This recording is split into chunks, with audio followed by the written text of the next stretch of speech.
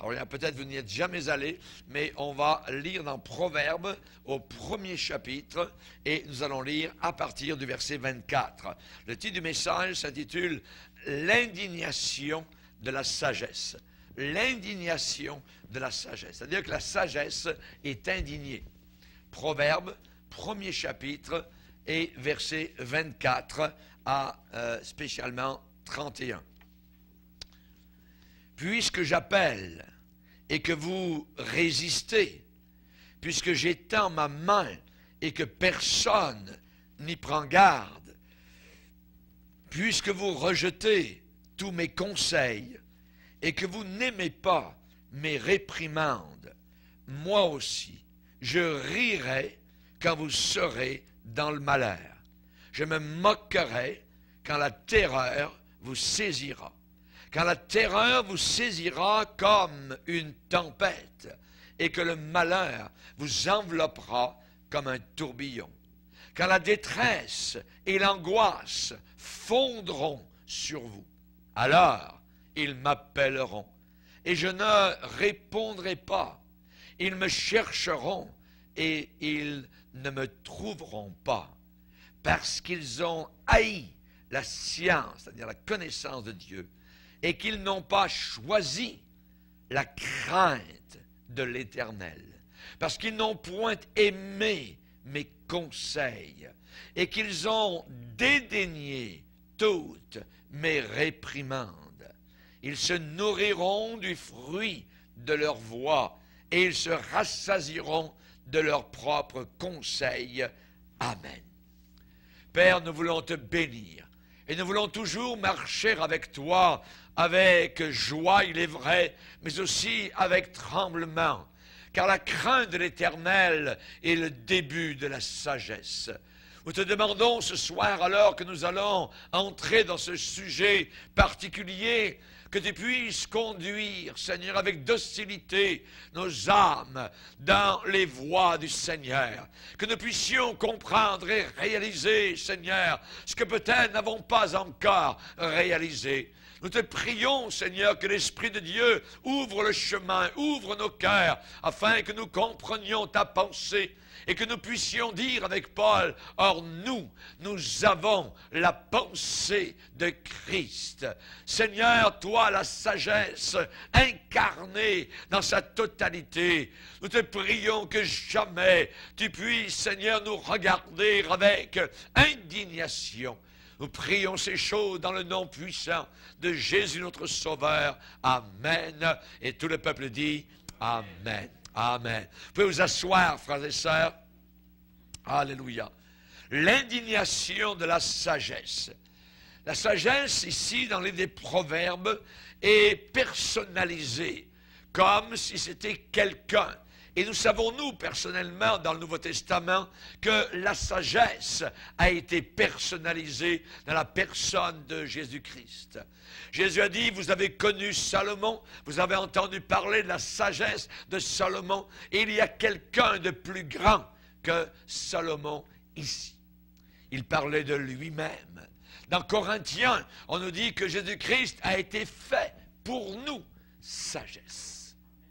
Sagesse. Dans Colossiens, il est dit que Jésus-Christ est le mystère dans lequel sont cachés tous les trésors de la sagesse. Voulons-nous être sages?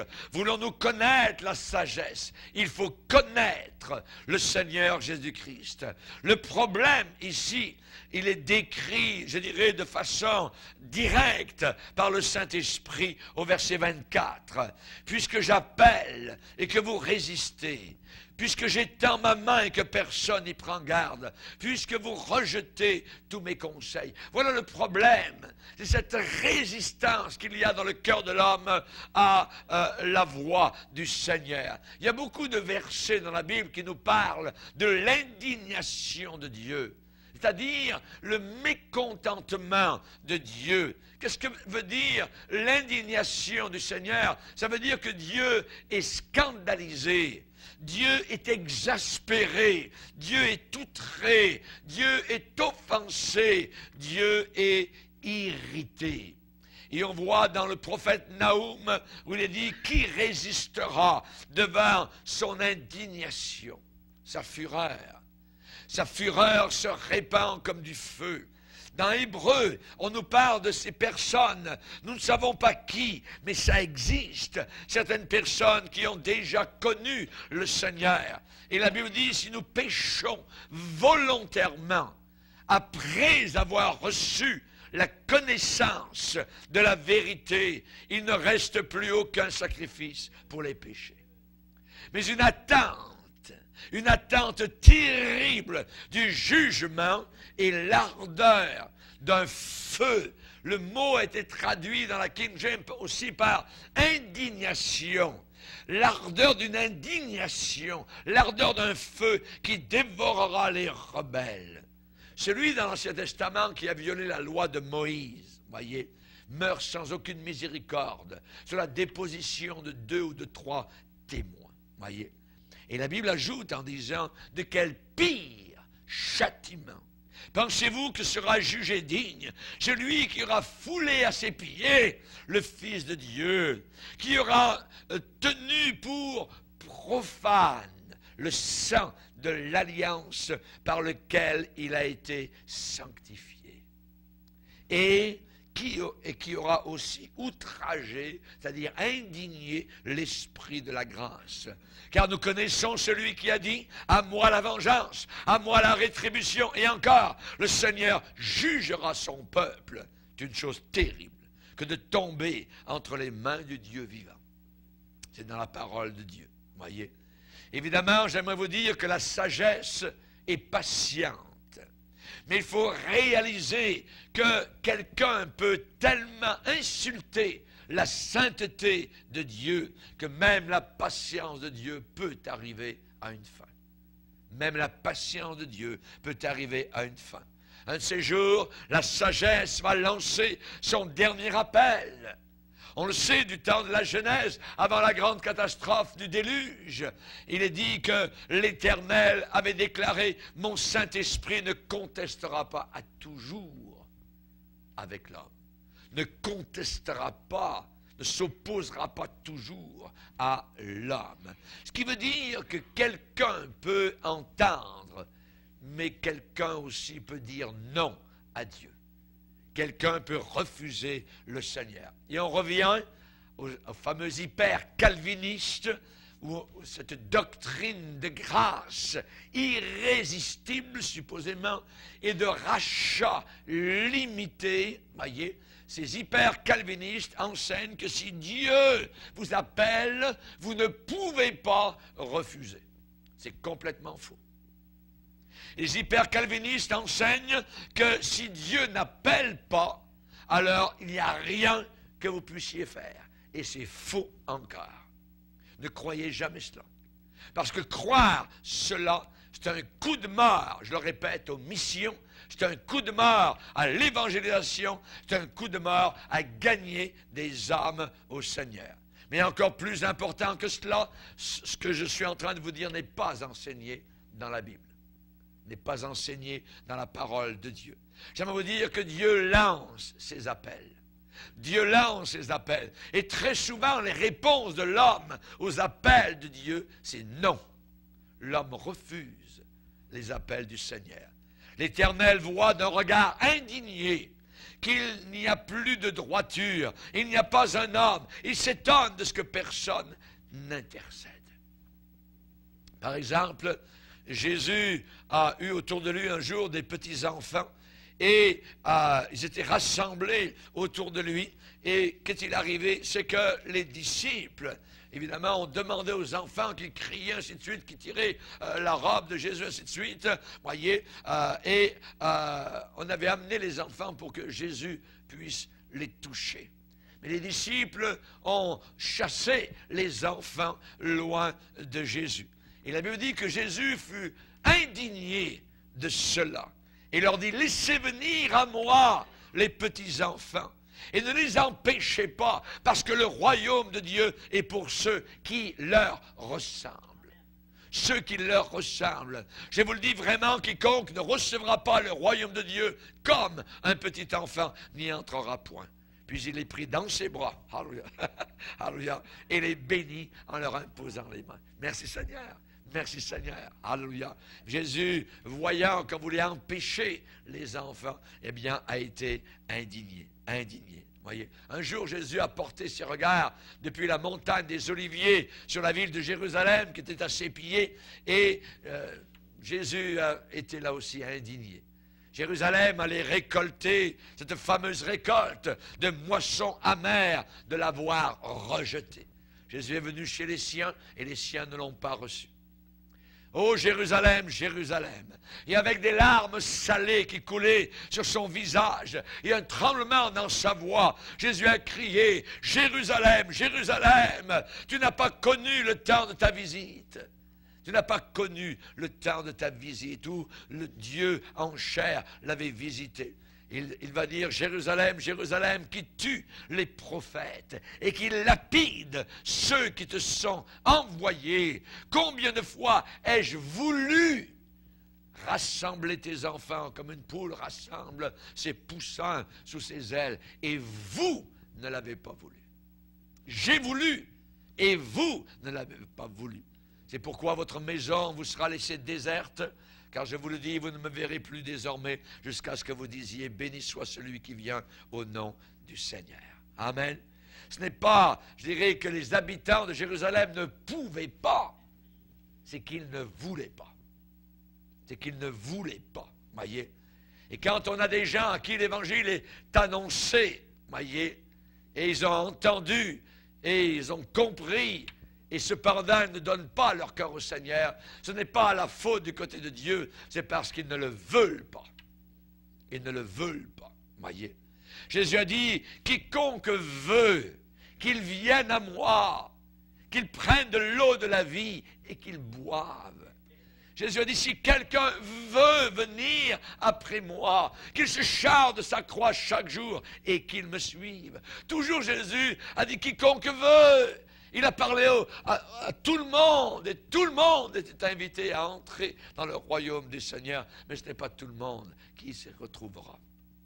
La Bible dit, le Seigneur ne tarde pas dans l'accomplissement de la promesse, comme quelques-uns le croient, mais il use de patience envers vous, ne voulant pas qu'aucun périsse, ne voulant pas qu'aucun périsse, mais voulant que tous, T-O-U-S, parviennent à la repentance. Le seul moyen pour entrer au ciel, c'est par la repentance. Jésus a dit, si vous ne croyez pas ce que je suis, vous n'entrerez pas. Vous serez perdus. Voyez. Si vous ne vous repentez pas, a dit le Seigneur, vous n'entrerez pas. Vous ne pourrez pas être sauvés. Il est dit que cette lumière, cette grande lumière qui est venue dans le monde, dans la personne du Seigneur, était la véritable lumière, qui en venant dans le monde, éclaire tout homme. Tout homme. Voyez. Jean, 1er chapitre, verset 9. Cette lumière est la véritable lumière qui, en venant dans le monde, éclaire tout homme. Tout homme. Voyez. Dans 1 Jean chapitre 2, verset 2, la Bible dit, en le décrivant, il est lui-même victime expiatoire, non seulement pour nos péchés, mais aussi pour ceux du monde entier. Pour ceux du monde entier. Et je suis éternellement, je dirais, joyeux de pouvoir crier, quiconque veut, peut venir. Quiconque veut, peut venir. Mais ce quiconque veut, peut aussi refuser. Peut aussi refuser et résister. La personne peut choisir de répondre non. C'est la raison pour laquelle c'est un instant très dangereux quand quelqu'un entre dans un milieu comme le nôtre. Voyez? Parce que la personne n'est pas sauvée. La personne entend, et si la personne refuse, voyez, on ne sait pas. Ça peut être terrible, voyez. Il se peut que la personne ne réentende plus jamais de sa vie l'évangile qui peut le sauver. Quand cela, l'invitation qui a été donnée peut se transformer en indignation. En indignation. Il est dit à un certain moment donné que Jésus a promené ses regards sur eux avec indignation et en même temps affligé, attristé de l'endurcissement de leur cœur. Ces gens religieux étaient attachés à leur sabbat. Voyez, Et Jésus a guéri quelqu'un qui avait une main sèche le jour du sabbat. Imaginez, mais c'était un crime. Il avait travaillé. Jésus avait brisé la loi de Moïse. De tous les commandements de l'Ancien Testament, Jésus les a tous repris dans le Nouveau Testament, sauf un seul, qui est celui du sabbat. Pourquoi? Parce que quand on vient à Jésus, on est entré dans le sabbat éternel. Moi, je suis toujours dans le sabbat. Alléluia. Alléluia. Merci Seigneur. Merci Seigneur. Amen. Que Dieu soit béni. Nous allons voir ce soir, d'après notre texte de Proverbes, premier chapitre, alléluia, ce qu'il va y avoir comme conséquence, évidemment. Le Seigneur dit au verset 23, « Tournez-vous pour écouter mes réprimandes. Voici, hein, Dieu va faire quelque chose de merveilleux. Quelqu'un écoute. Je répandrai sur vous mon esprit et je vous ferai connaître mes paroles. » L'Esprit de Dieu sera répandu, les paroles de Dieu seront connues. Alléluia. Et c'est ce qui arrive à des chrétiens qui ont écouté l'Esprit de Dieu, qui les a convaincus de péché, de justice et du jugement qui s'en vient. Amen. Mais nous voyons qu'ensuite, au verset 26, eh bien, le Seigneur dit, « Puisque j'ai en ma main, que personne n'y prend garde, puisque vous rejetez mes conseils, mes réprimandes, vous ne les aimez pas. » Au verset 26, « Moi aussi, je rirai quand vous serez dans le malheur. Je me moquerai quand la terreur vous saisira, comme une tempête. » Imaginez, Dieu dit, je rirai quand vous serez dans la calamité, dans le malheur, et je me moquerai quand la terreur, quand la peur, quand la peur vous saisira. Voyez, dans le psaume 2, il est dit, pourquoi ce tumulte parmi les nations? Pourquoi ces vaines pensées parmi les peuples? Pourquoi les rois de la terre se soulèvent-ils et se liguent-ils contre l'Éternel et contre son roi? Et Dieu des cieux, celui qui siège dans la gloire, la Bible dit, se rit d'eux. Il se moque des moqueurs, notre Sauveur. Alléluia. Dans Psaume 59, il est dit, tu te ris d'eux, tu te moques de toutes les nations. Ce qui veut dire de tous les païens. Le Seigneur, voyant la moquerie, Dieu appelle, Dieu envoie son Saint-Esprit, ses serviteurs, ses prédicateurs. Hein, il envoie, il parle aujourd'hui. Mais on résiste à cela. Cette génération est une génération dont le cœur est très, très dur à cause du péché qui les a endurcis. Et l'Écriture dit clairement que l'on ne peut pas se moquer de Dieu. La Bible dit, on ne se moque pas de Dieu, ne vous y trompez pas, faites pas d'erreur. Voyez, ne vous y trompez pas, on ne se moque pas de Dieu. Ce qu'un homme aura semé, c'est ce qu'il récoltera aussi. Ils ont semé des épines, ils vont récolter des épines. Ils ont semé du vent, ils vont récolter évidemment la tempête. L'Écriture dit clairement que l'on ne peut pas se moquer de Dieu. Et quand Dieu rit, quand il dit « je rirai quand vous serez dans le malheur », ce n'est pas un rire de bonne humeur. Vous voyez, quand quelqu'un qui rit, comme André, quand il se met à rire, on sait tout de suite que c'est de bonne humeur, vous voyez. Mais ici, on parle de Dieu qui rit d'une façon, je dirais, de dépit, d'indignation, vous voyez. Dieu ne pense pas que c'est très drôle, vous voyez. Ici, dans la bouche de Dieu, c'est le rire de l'ironie. De l'ironie, devant quoi? Devant l'absurdité humaine. Devant l'entêtement des hommes, devant la résistance des hommes. Si facile d'être sauvé, et ils n'en veulent pas. Et ils n'en veulent pas. Voyez? Dieu dit, je t'instruirai, je te montrerai la voie que tu dois suivre. Ne soyez pas comme un cheval ou un mulet. Un mulet tête de mule. Voyez? Un mulet sans intelligence. Le monde autour de nous est sans intelligence. Voyez? Et le Seigneur dit, moi aussi je rirai. Il rit de Dieu, se moque de Dieu. Mais c'est terrible de faire cela. Voyez? Pourquoi? Parce que celui qui crache en l'air, ça retombe sur sa tête. Et il rira bien qui rira le dernier. On sait que c'est Dieu qui aura le dernier mot. Voyez? On sait que c'est lui qui rira le dernier. C'est lui qui va exercer la rétribution. C'est lui, ce Dieu merveilleux, plein d'amour, de compassion, qui a donné son Fils sur la croix pour nous sauver. Et on s'en moque, littéralement. C'est Dieu qui a plaidé avec les gens pour qu'ils reçoivent sa miséricorde. Ils n'en veulent pas. Et ils n'en veulent pas. Voyez. Alors un jour, Dieu lui-même arrivera à bout de patience, de sa patience. Et Dieu rappellera aux pécheurs non repentants, aux pécheurs impénitents. Eh bien, il lui dira, tu t'es moqué de moi. Je t'ai donné beaucoup d'occasions. Tu as ri de moi de façon désinvolte. Maintenant, ton rire moqueur est en train de rebondir sur toi. C'est en train de retomber sur ta propre tête. Tu récoltes ce que tu as semé. Ta moisson de folie et ta moisson de moquerie arrive maintenant. La Bible dit, le méchant prépare le mal, il conçoit l'iniquité et il enfante le néant. Il ouvre une fosse, il la creuse et il tombe dans la fosse qu'il a creusée lui-même. Je t'ai tellement aimé, je t'ai tant aimé, et il n'y a rien de plus que je pouvais faire que tu ne voulais, parce que tu ne voulais pas me laisser agir. Tu ne voulais pas me laisser agir. Jérusalem, Jérusalem, combien de fois ai-je voulu? Tu n'as pas voulu. J'ai voulu, tu n'as pas voulu. J'ai voulu encore, tu n'as pas voulu. Oui. La Bible déclare que le méchant est comme la paille, c'est pas très lourd, que dissipe le vent. Que dissipe le vent. Belshazzar avait été pesé dans la balance de Dieu et trouvé léger. Cette génération aussi est très légère. Il est dit que les méchants ne résistent pas au jour du jugement. Il n'y a pas de résistance dans cette journée-là. Et la voie des pécheurs mène à la ruine. Les gens pensent que Dieu ne les voit pas. Les gens pensent que Dieu est peut-être là-bas, mais il n'est pas ici. Ou alors il est ici, mais il n'est pas là-bas. David a déclaré, où irai-je? Loin de ton esprit. Où irai-je loin de ton esprit? Je ne peux pas aller nulle part. Je ne peux pas me cacher loin de Dieu. Dans le psaume 139, c'est David qui va déclarer et qui va dire, où irai-je loin de ton esprit? Où fuirai-je loin de ta face? Si je monte aux cieux, tu t'y trouves. Si je me couche au séjour des morts, t'y voilà. Si je prends les ailes de l'aurore, que j'aille habiter là-bas à l'extrémité de la mer, là aussi je vais te retrouver, ainsi de suite. Il n'y a aucun endroit où Dieu n'est pas. Adam a pensé que Dieu n'était pas là, mais qu'il était là-bas.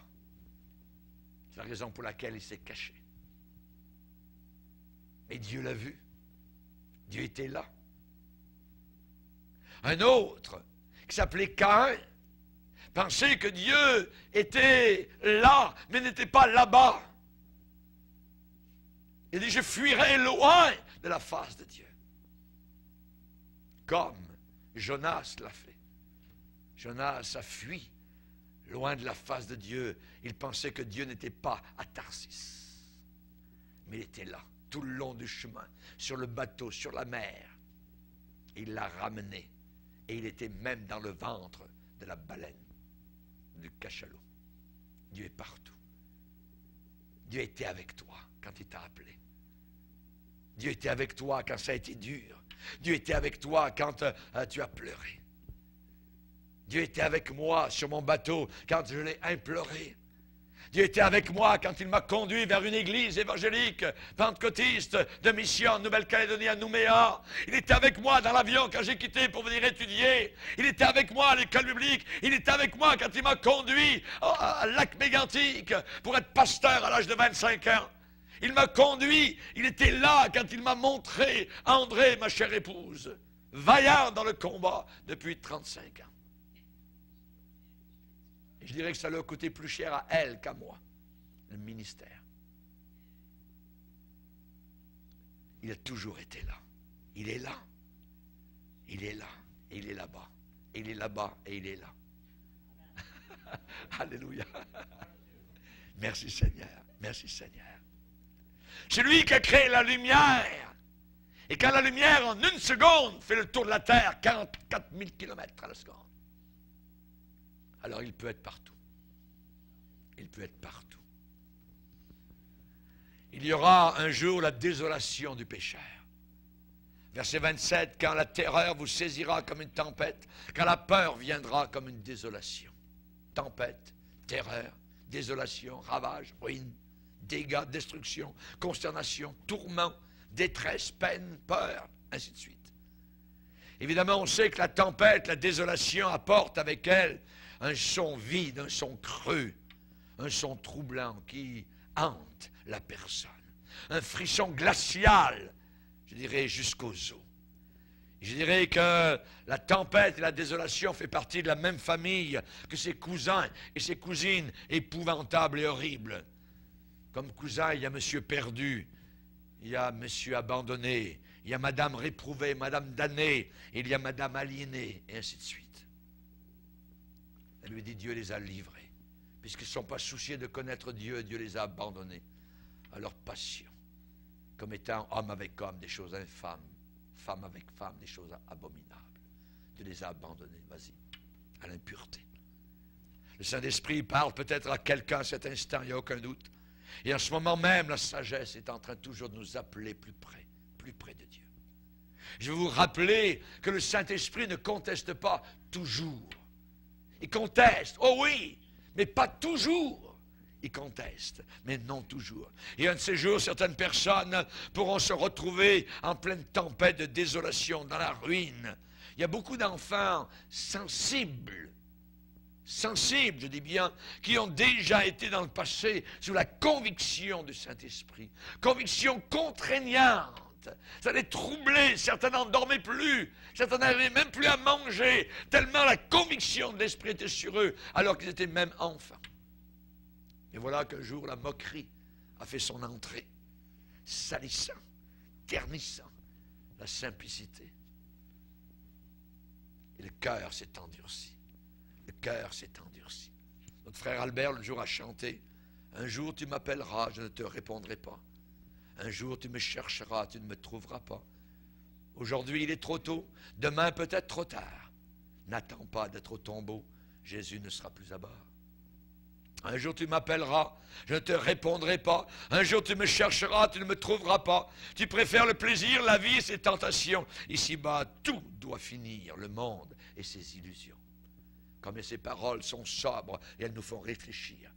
Il y a déjà eu dans le passé des occasions où le stupide a déjà eu peur, où le stupide a déjà tremblé, a fait attention, a pris garde à la pensée de l'enfer, à la pensée du jugement, comme Félix qui tremblait lorsque Paul prêchait les condamnations, les jugements à venir, le contrôle du corps et de la vie sexuelle devant Félix, qui n'était même pas marié avec une poufiasse.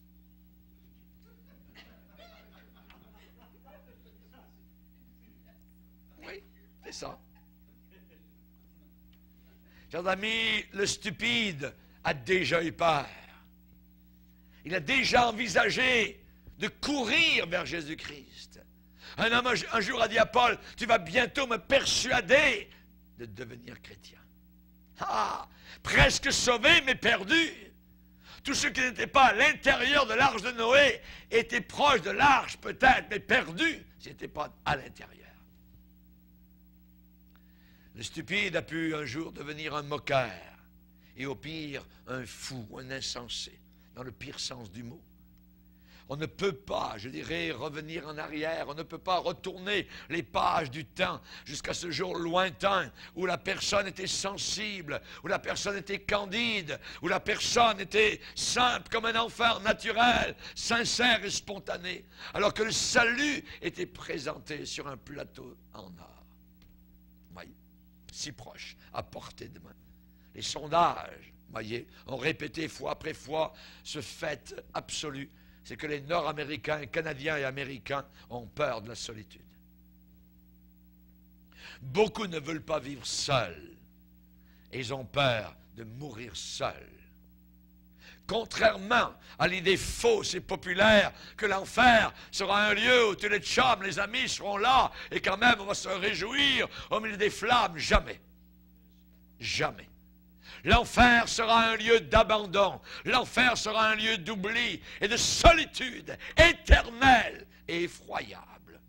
Ce n'est pas vrai, cette notion que le bon vieux gars sera avec tous ses amis de boisson avec lui en enfer ou de drogue. Non.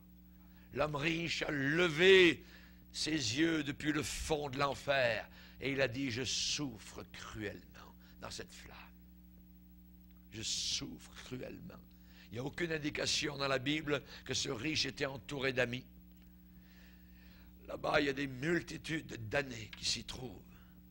Mais il n'y a aucun brin, je dirais, il n'y a pas le moindre indice de preuve que ces gens-là communiquent entre eux, ou s'encouragent, ou se consolent les uns les autres.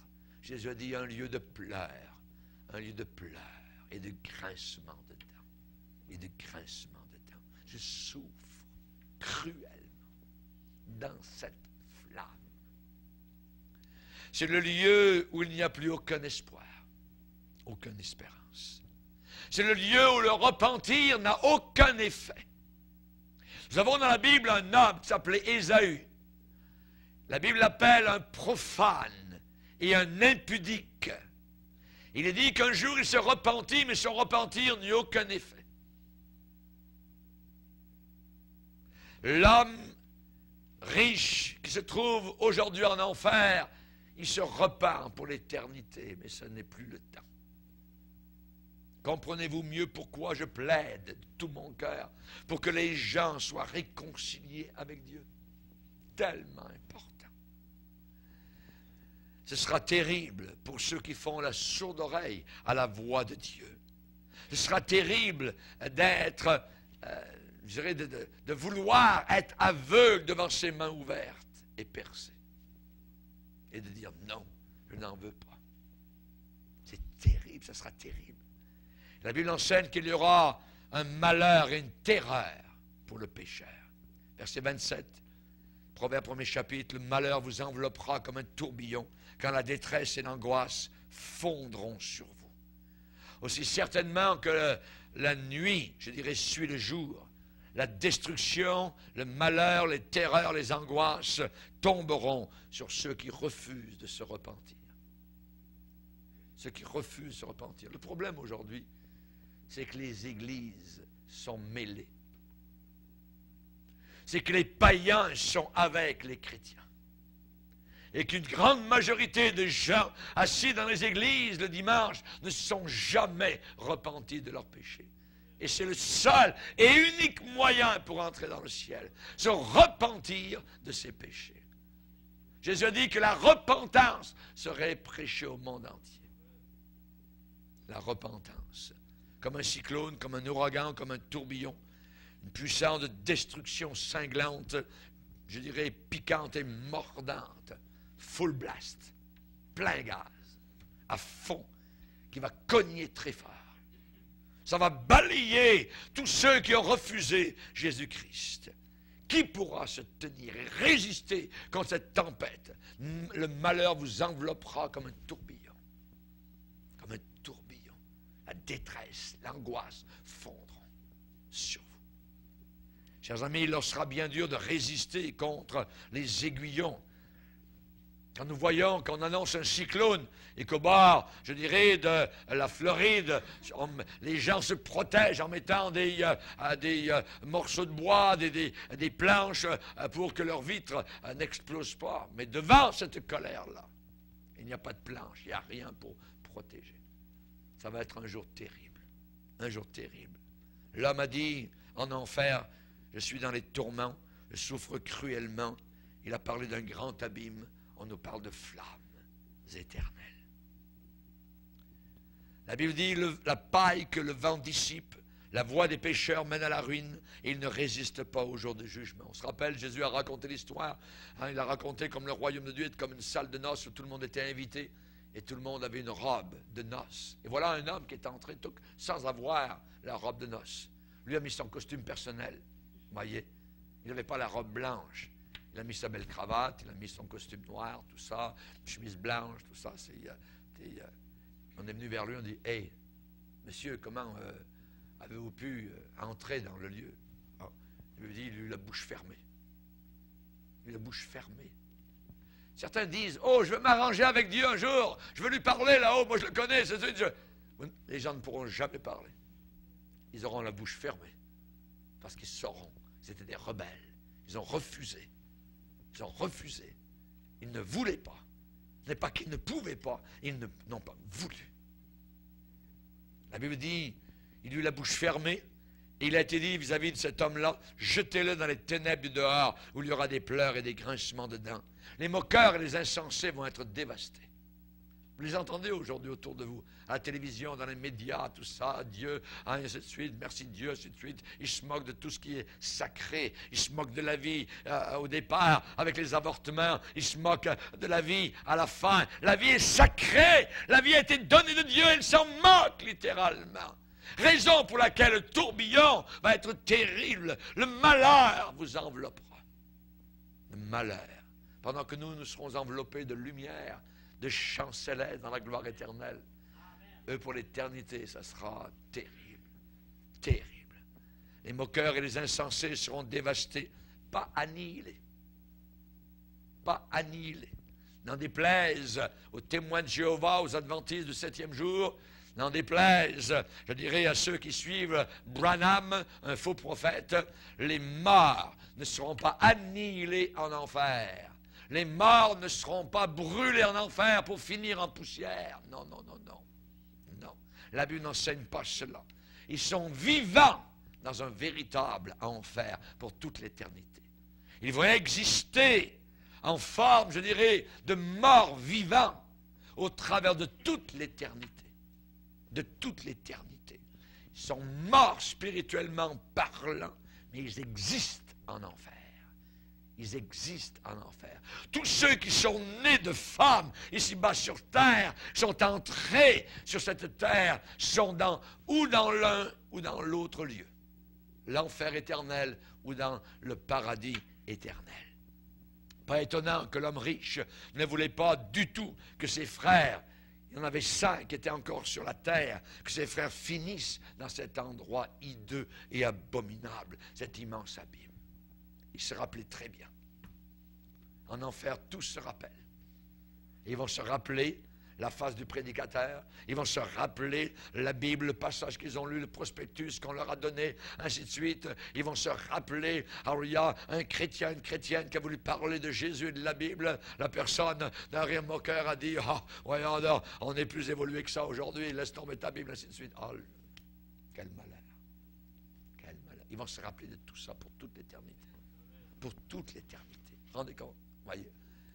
La Bible dit un homme qui mérite d'être repris et qui raidit le coup sera brisé, cassé, subitement et sans aucun remède. Sans aucun remède. Parce que le remède lui a été présenté fois après fois. Mais quelqu'un qui mérite d'être repris, il mérite d'être repris. Ça veut dire repris souvent. Dieu ne casse pas d'un coup comme ça quelqu'un. Non, non, non. Non, Dieu est plein d'amour, il s'appelle amour. Mais il est juste, voyez. Mais quelqu'un qui est repris souvent, souvent, la Bible dit, sera détruit soudainement. Et vous n'avez aucune idée quand ça va arriver, parce que la mort se cache, se dissimule derrière chaque buisson, chaque coin de rue, chaque voiture de parking, chaque visage. Le Seigneur a dit, je viendrai comme un voleur, tu ne sauras pas à quelle heure je viendrai sur toi. Quand on pense aux 97 têtes polonaises, la semaine passée à la même date, ils avaient du temps, ils vivaient sur la terre, s'occupaient du gouvernement polonais. Voyez. Tac. En un instant. En un instant. Voyez. Aujourd'hui, pour certains, ça peut être le dernier appel. Voyez.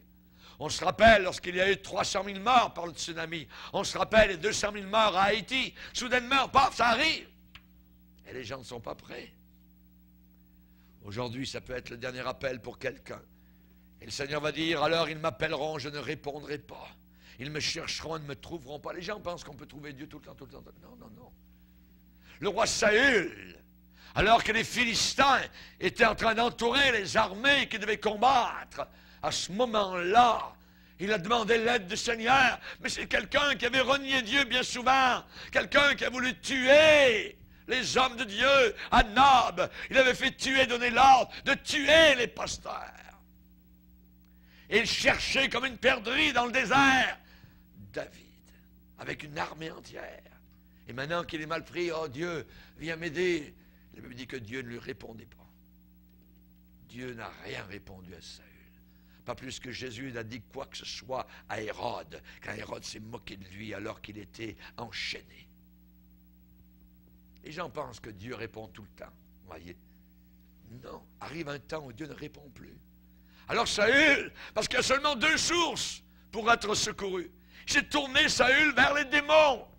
Il s'est tourné vers le côté diabolique, vers une sorcière à Endor. Et il a reçu un esprit de mort. Le lendemain, il était en enfer. Alors ils m'appelleront, je ne répondrai pas.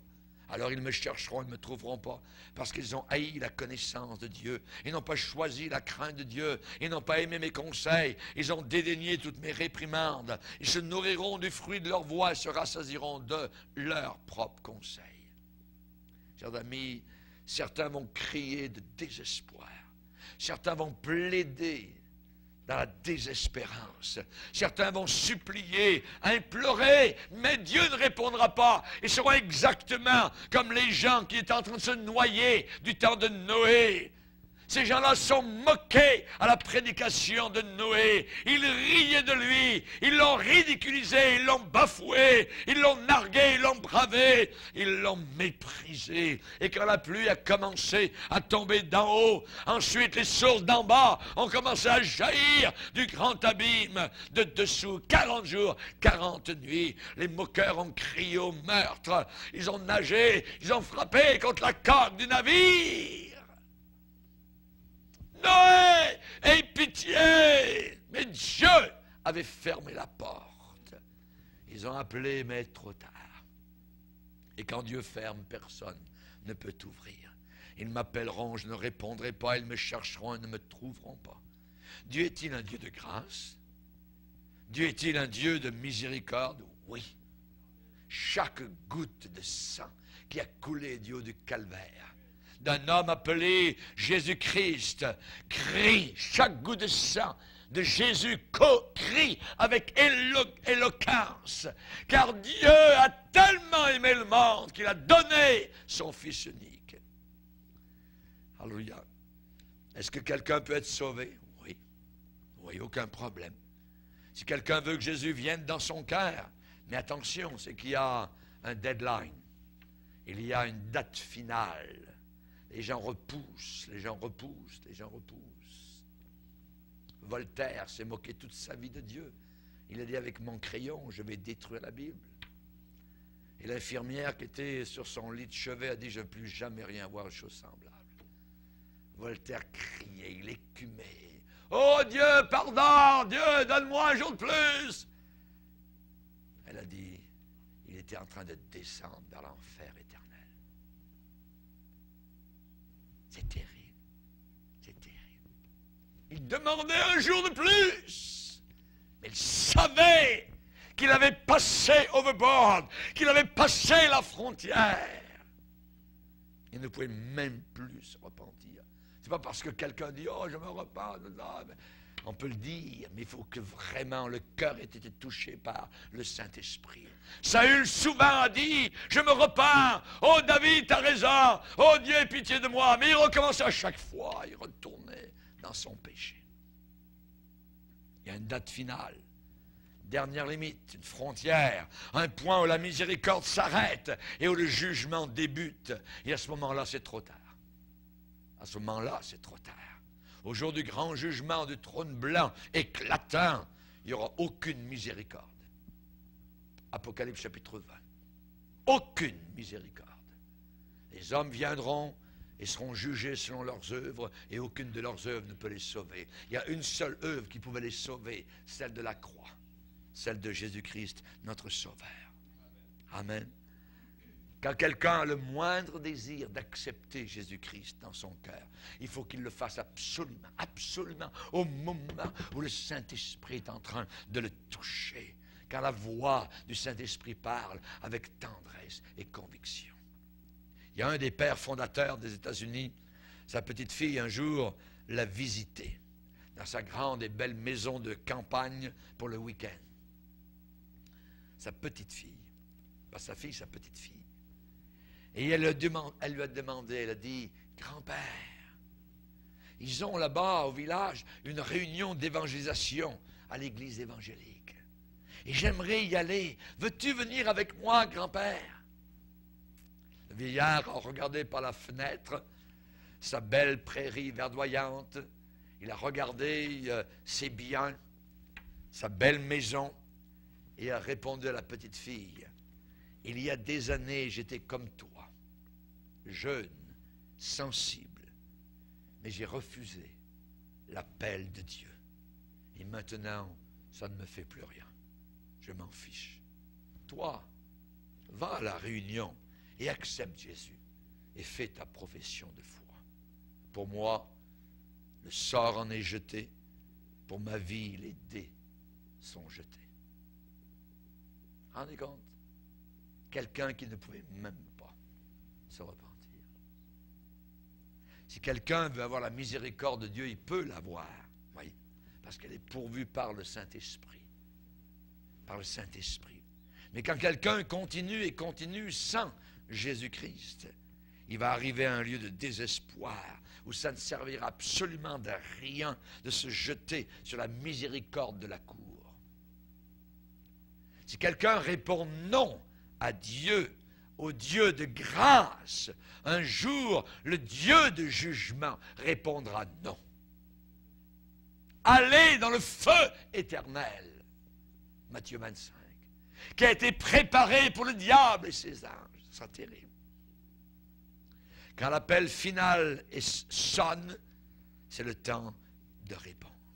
Amen. Et quand on est à la porte, je dirais, avec la carte d'embarquement, c'est là qu'il faut y aller. Amen. Embarquement immédiat. Alléluia. Que Dieu soit béni. Père, nous te bénissons. Et nous voulons te glorifier ce soir encore, de nous rappeler ces grandes vérités cardinales et magistrales. Seigneur, les gens ne savent pas véritablement qui tu es. Ce soir encore, aujourd'hui, doucement et tendrement, tu appelles. Tu appelles patiemment, tu attends le rebelle. Seigneur, combien de fois tu as dit, venez à moi, vous tous fatigués et chargés. Doucement, tu nous appelles, Seigneur. Ah, si quelqu'un entend l'appel du Seigneur, alors mon ami, ne remets pas à plus tard l'appel de Dieu. Le Saint-Esprit, par des soupirs inexprimables, intercède pour toi et pour moi. N'oublie jamais que le monde autour de toi n'est qu'une ombre qui passe pour moi et pour toi. Mais là-haut au ciel, il y a une place prête pour toi et pour moi. Merci Seigneur. Amen.